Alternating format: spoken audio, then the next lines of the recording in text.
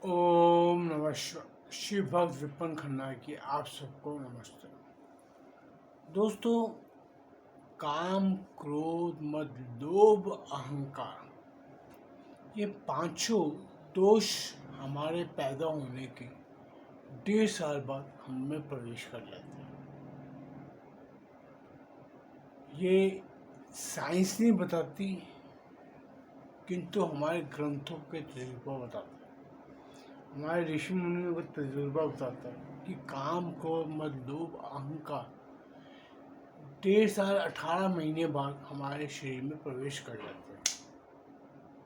अब कौन सा दोष आप पे प्रबल है, ये तो आने वाला वक्त जैसे जैसे आप बढ़ते हैं वो आपके अंदर बढ़ता जाता है, जैसे आपका स्वभाव बनता जाता है। हम बात करेंगे क्रोध के ऊपर कि क्रोध आना क्या गलत है। क्रोध नहीं आना चाहिए, क्रोध पे नियंत्रण होना चाहिए। दोस्तों, इस चीज़ का मैं भी हिमायती हूँ। क्रोध पर नियंत्रण होना चाहिए। हर इंसान के अंदर क्रोध आता है। ये एक मानव का गुण है या अवगुण है, दोनों हमारे शरीर में आते आते हैं। जैसे पांचों तत्व जिससे हमारा निर्माण हुआ है, भूमि, गगन, वायु, अग्नि, नीर, जिसे बाद में भगवान भी कहते हैं।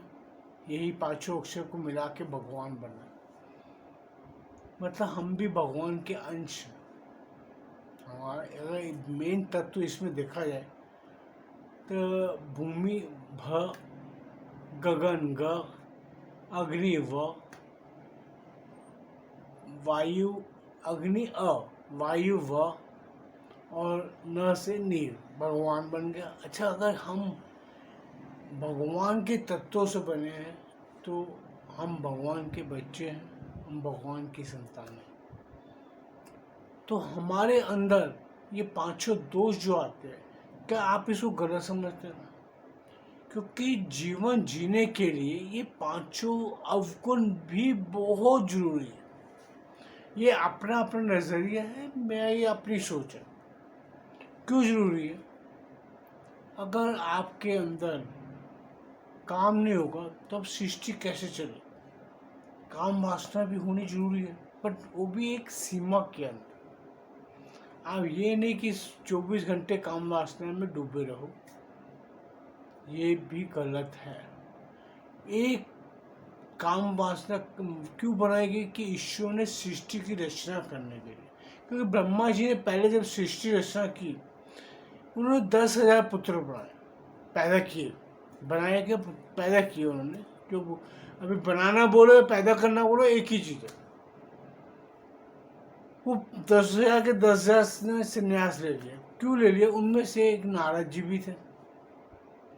नारद जी ने उन्हें शिक्षा दी और 10,000 के 10,000 संन्यास ले लिया, क्योंकि उनमें उस टाइम पे काम, क्रोध, मद, लोभ, अहंकार दोष नहीं थे।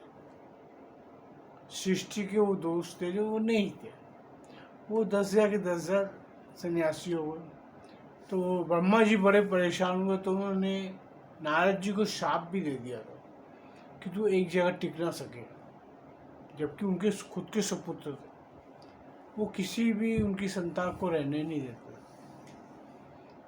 तब ब्रह्मा जी ने, आप सब शायद जानते भी हो, मैं फिर आपको पूरा प्रवचन दूँ, वो फायदा नहीं है उस चीज़ से, कि ब्रह्मा जी ने शिव को प्रसन्न किया, उससे अर्ध नारीश्वर, नारी उत्पन्न हुई, सब कुछ हुआ। नारी के उत्पन्न होते ही पांचों गुण के साथ साथ में पांचों दोष भी उत्पन्न हुए, जिसके कारण सृष्टि की रचना हुई। क्योंकि नारी पैदा होते ही आप में काम वासना जागृत हो गई, मोह माया पैदा हुई, मद पैदा हुआ, उसके साथ साथ में क्रोध पैदा हुआ, क्रोध के साथ में अहंकार भी आया। ये सब एक दूसरे के साथी हैं, जो चलते हैं तो पांचों इकट्ठे जाते हैं। एक अगर आपके अंदर क्रोध का गुण अत्यधिक है तो ये पांचों आपके उसके संगी हैं, संगी साथी है। जैसे 5 तत्वों के बिना इंसान नहीं बनता, 5 तत्वों के बिना ये भी नहीं बन सकता। तो मैं क्रोध को भी अच्छा क्यों समझता हूँ? इसलिए समझता हूँ कि अगर आप क्रोध पे अंकुश लगाते हैं तो आप अपने आप पर अंकुश लगा पाते हैं। हम अपने आप को संयम में रखने की चेष्टा करते हैं, हम अपने दूसरे अवगुणों से खुद को बचाने की चेष्टा करते हैं। कई लोग आप अब देख सकते हैं, कई लोग होते हैं हमारे आसपास में, बहुत से लोग हैं जो अपने क्रोध पे संयम नहीं रख सकते। वो संयम ना रखने का कारण क्या है? वो पत्नी पे अत्याचार, पत्नी को मारना, पीटना, गाली गलौज ये सब करते हैं। अपने बच्चों, अच्छा इस चीज़ इसमें और मैं बताना चाहूँगा, ये ऐसे इंसान होते हैं जो अपने से कमज़ोर इंसान पे हाथ उठाते हैं।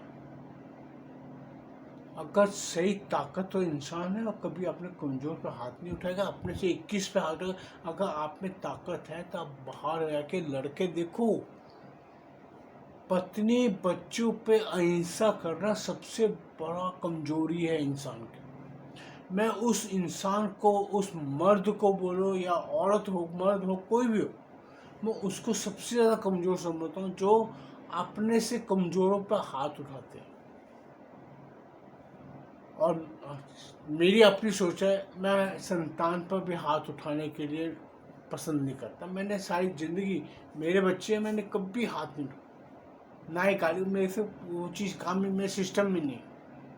आज मेरी उम्र, मैं आपको बता ही चुका, इतना हो चुका है, लेकिन मैंने कभी बच्चों पे हाथ नहीं, गाली गलौज कभी नहीं किया। किस लिए? कि जो चीज़ मुझे अपने लिए पसंद नहीं है, कि कोई मुझे गाली दे, कोई मुझ पर लड़े बड़े, मुझे पसंद नहीं, तो इसलिए मैं वो चीज़ बच्चों पर भी लागू नहीं की। मैंने अपने क्रोध को इसीलिए नियंत्रित रखा कि अगर मैं उसको नियंत्रित करूँगा तो वो मैं खुद नियंत्रण में रहूँगा। और मैंने आज से नहीं, शुरू से ही अपने आप को बहुत नियंत्रित रखने की चेष्टा की है। और शायद कुछ लम्हे में इसमें उत्तीर्ण होने की गुंजाइश रखी है अपने आप में। और ये चीज़ का मेरा विवरण, मेरे सबसे पास मेरी पत्नी है, मेरे बच्चे हैं। कोई भी आप फ़ोन करके पूछ सकते हैं मेरे किसी बच्चे या पत्नी पे कभी ज़िंदगी में हाथ भी उठाया। मुझे वो मर्द नापुंसक लगता है जो अपनी पत्नियों पे हाथ उठाते हैं, अपने बच्चों को मारते हैं। किस लिए? कि वो आपसे कमज़ोर है, वो आपसे भयभीत रहती है कि मैं उसके बिना कहाँ जाऊंगी। दोस्तों, ये इंसान की जो फितरत है ना, सबसे गंदी है। क्रोध आना और क्रोध पे नियंत्रण रखना सबसे बड़ी मर्दानगी है दोस्तों। क्रोध आपको बहुत आ रहा है तो आप अपने अंदर के दोषों को खत्म करके देखो ना, उससे तो जीत लो पहले। अरे आप अपने आप से नहीं जीत सकते तो बाहर क्या जीतोगे किसी से?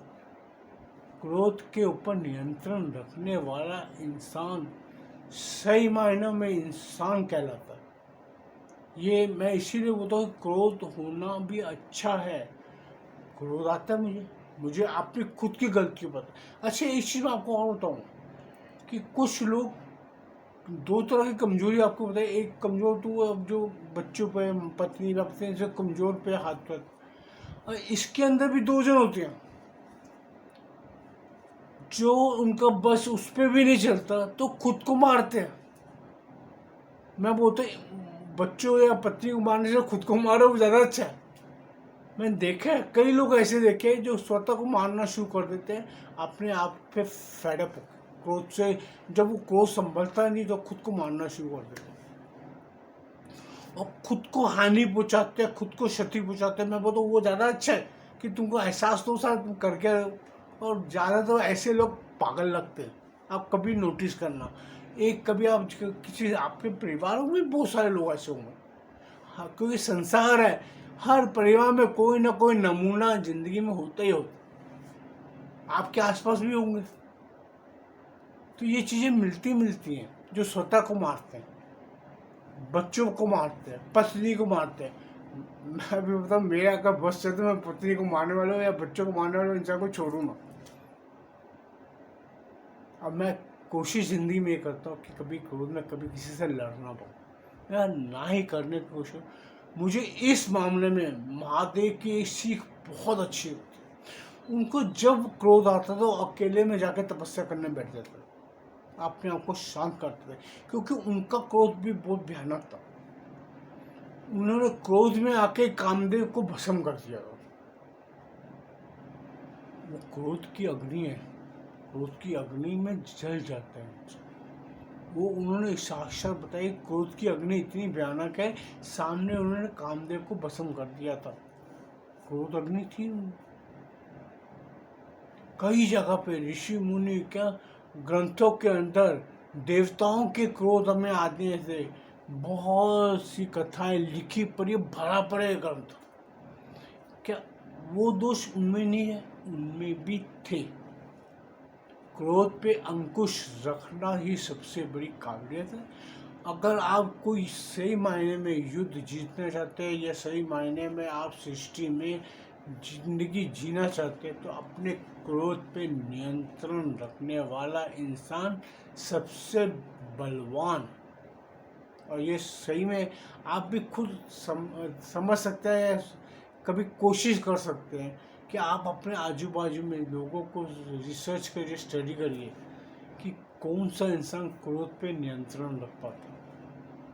अगर कोई इंसान आपके सामने नजर आए क्रोध पे नियंत्रण रख रहा है, तो वो इंसान सबसे ज़्यादा सही आदमी है। जिसके पास अपने पे अंकुश है, श्रोता को अंकुश लगाना सबसे बड़ा काम है। हाथी जैसा जानवर भी महावत के सूए से जो दबा के अंकुश करते हैं, उससे संभल के चलता है। इंसान के अंदर भी ये होना चाहिए। जिस इंसान ने अपने क्रोध के ऊपर अंकुश लगा लिया, वो सबसे बड़ा बंदा है। और ये आजमा के देखिए, आप क्रोध पे नियंत्रण करेंगे, आप अपने काम पे भी नियंत्रित कर लेंगे।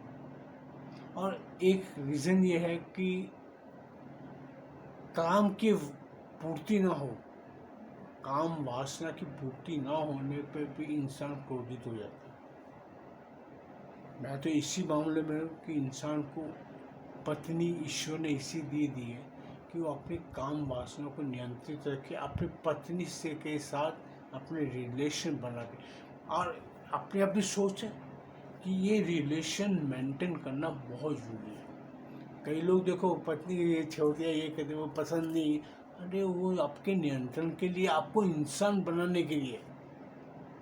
अगर शिव शक्ति ना मिले होते तो शिव भी नियंत्रित में कैसे होते? आप कभी शिवलिंग को देखते हैं? लोग बोलते हैं कि शिवलिंग में, कई पंडित ही बोलते हैं कि शिवलिंग को पूजो नहीं, घर में नहीं रखो, ये नहीं। उनकी सोच कितनी तो छोटी है। उसमें भी शिवलिंग के ऊपर नीचे ऊपर लिंग के नीचे नाद है। नाद किसे कहते हैं? माँ शक्ति को। उन्होंने भी शिव को स्थिर करने के लिए, संतुलित करने के लिए वो माँ ने अपने ऊपर स्थिर किया। ये शिवलिंग और शिव का सबसे बड़ा रहस्य कि मानव भी संतुलित तभी रहता है जब वो अपनी पत्नी के साथ रिश्ते में, शारीरिक रिश्ते में, रिलेशनशिप में नियंत्रित रहता है। और मैं तो इस मामले में क्लियर बोलूँगा कि इंसान को महीने में, 15 दिन में, जो उसकी शरीर की कैपेसिटी है, उसको अपने संबंध अपनी पत्नी से बनाए। उससे आपकी मानसिक संतुलन टिका रहता है। आपका ब्लड प्रेशर, आपकी जो शारीरिक गतियाँ, जो हमारे जैसे हमको प्रतिदिन मल निकालना जरूरी होता है, हमारे शरीर में से अगर मल ना निकले तो हमारी क्या गति होगी? हमको अगर टॉयलेट जाना है, हमको पेशाब ना हो तो हमारा क्या हाल होगा? वही हाल हमारे उस कार्य से भी, अगर हमारा वो चीज़ पुरुष के अंदर से ना निकले या मर्द औरत के अंदर से ना निकले तो उसको ब्रेन में इफेक्ट आता है, उसका संतुलन खराब होता है। मानसिक संतुलन खराब होने का सबसे बड़ा कारण आज की तारीख में ये भी बहुत ज़्यादा है कि पति पत्नी हो, कोई रिलेशन नहीं बना पाते, अगर कई जगह पत्नी गलत है, कई जगह पति गलत है, तो उसके अंदर भी परिवार टूट जाते हैं। और 99% रिलेशन खराब करने का कारण यही है कि आपस में प्यार ही नहीं बन पाएगा, तो कहाँ से तुम जोड़ो। इसी से क्रोध उपजता है। क्रोध उपजेगा, मन मोह माया, इसी चक्कर में आप भटकते रह जाओगे, सारा जीवन बेकार हो जाता है। अगर आप इसके अंदर संतुलित होंगे, आपका दिमाग संतुलित होगा, आप भक्ति की तरफ जा सकते। ईश्वर ने भक्ति करते करते कभी इन चीज़ों के लिए मना नहीं किया। इसीलिए कहा जाता है पारिवारिक व्यक्ति के लिए भक्ति करना सबसे मुश्किल था। तभी लोग भाग के ऋषि मुनि जंगलों में चले जाते थे पत्नी से दूर हो। देखिए कई समझदार ऋषि मुनि अपनी पत्नियों को साथ लेके जाते थे। कभी आप उन चीज़ों पर स्टडी करना, वो अपने परिवार ही वन में जुड़ा, तभी वो वनवासी थे। कई लोग आज वानर बंधकों से मदद नहीं, वो इसी चीज में थे। वानर मतलब वन में रहने वाला निवासी। दोस्तों ये सब चीजें ऐसी है हमारे ग्रंथों में लिखी पड़ी है, जिसे समझना बहुत जरूरी है। और इसी की समझ से हम चल सकते हैं। इसी चीज़ों के आप नियंत्रित रहेंगे तो आपका क्रोध नियंत्रण में रहेगा। जब क्रोध नियंत्रित होगा, आप सब कार्य पूर्णता के साथ, शुद्धि के साथ कर सकते हैं। तो दोस्तों ये छोटी सी कोशिश है मेरी, अगर समझ पड़े तो बहुत अच्छी बात है। क्योंकि मैं अगर इस पर और बोलना शुरू करूँगा तो मेरी वीडियो पता नहीं आधे घंटे की चलेगी, तो मैं आप लोग को खुद ही भाग जाओगे आप लोग। मैं आप लोगों से आज्ञा चाहता हूँ, अगर मेरी बातों में अगर आपको कोई ना पसंद है फिर तो मुझे क्षमा कर देना, क्योंकि ये मेरे अपने विचार हैं। मैं कुछ पढ़ के नहीं कहता। आप देखते मैं सामने बैठा, मेरे को पढ़ने बैठता भी, मुझे पढ़ाई वैसे भी पसंद नहीं थी, स्कूल में भी पसंद नहीं थी। तो जो ज्ञान महादेव ने दिया बस वही आप लोग के साथ मैं शेयर करता हूँ। ओम नमः शिवाय। दोस्तों अगर आपको ये वीडियो पसंद आए तो कृपया लाइक कीजिए, चैनल को सब्सक्राइब कीजिए, बेल आइकन दबा दीजिए, जो मेरा वीडियो आएगा आपको मिलता रहेगा। ओम नमः शिवाय।